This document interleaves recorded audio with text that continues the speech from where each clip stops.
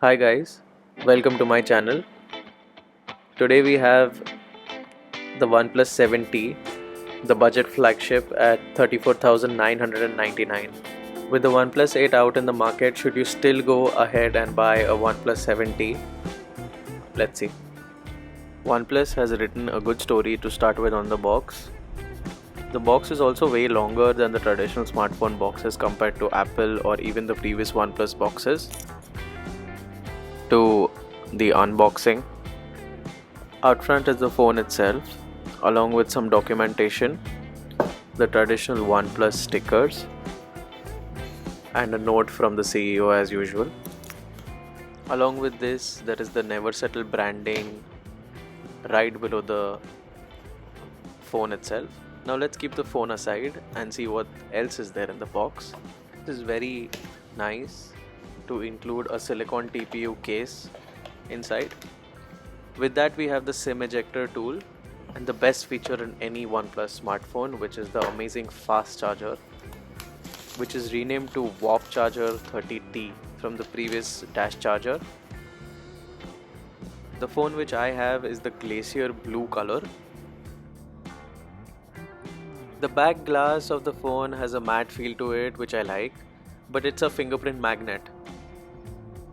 Not really a fan of the huge camera bump which the phone has. It takes up almost 20 to 30% of the real estate at the back of the phone. The phone has a teardrop notch with a 6.55-inch 1080p OLED screen with thin bezels for sure, which makes it feel more futuristic than the iPhone 11, which is the direct competitor here.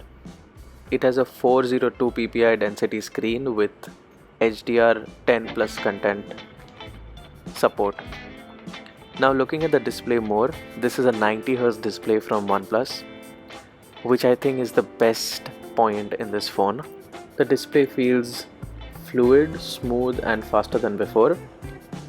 This phone flies through apps and games with the Snapdragon 855 Plus, 8GB of RAM and fast UFS 3.0 storage.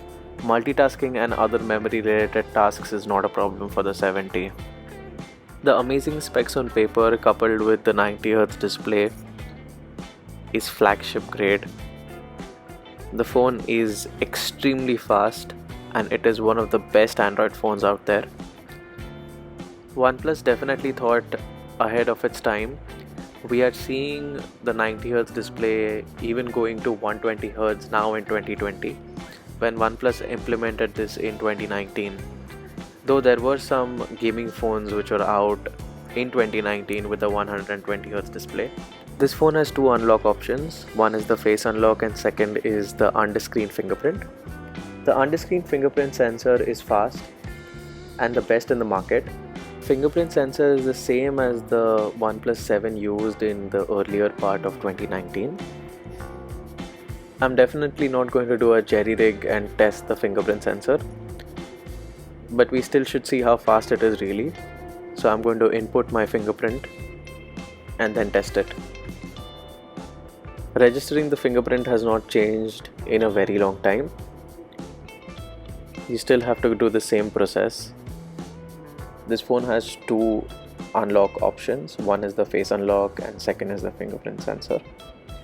Now the face unlock is not so secure, as we have seen in other YouTube videos that you can actually unlock the phone through a video or a photo of yourself.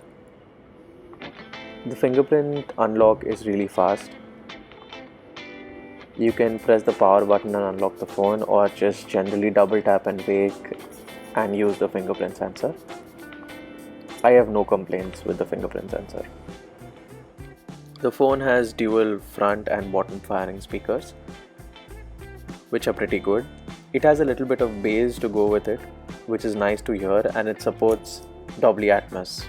The battery is a 3800 mAh with that sweet warp charging, which makes it go from 0 to 70% in just 30 minutes, which is really sick. I'm pretty comfortable with the battery.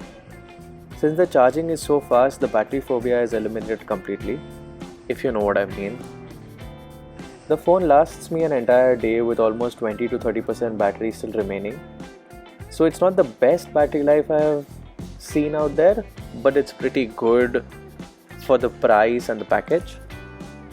So I can safely say that with little bit of social media, a little bit of gaming, a normal messaging applications, you should have the same battery life as me, with about 20 to 30% at the end of the day. The camera is a triple lens setup with the main camera at 48 megapixel, a 16 megapixel ultra wide, and a 12 megapixel telephoto lens, which is the perfect trio. Let's look at some photos which I took with the camera. I practically liked all of them except the ultra wide, which gave the image a fish-eye feel to it, but it does better when it's outdoors, though the macro definitely blew me away. The macro in this phone is handled by the ultra wide lens, which is amazing. Finally, Oxygen OS, the layer above Android which OnePlus uses. Oxygen OS feels closer to stock Android with a few add-ons, which is appreciated. It has always been clean, fast and smooth, which I like.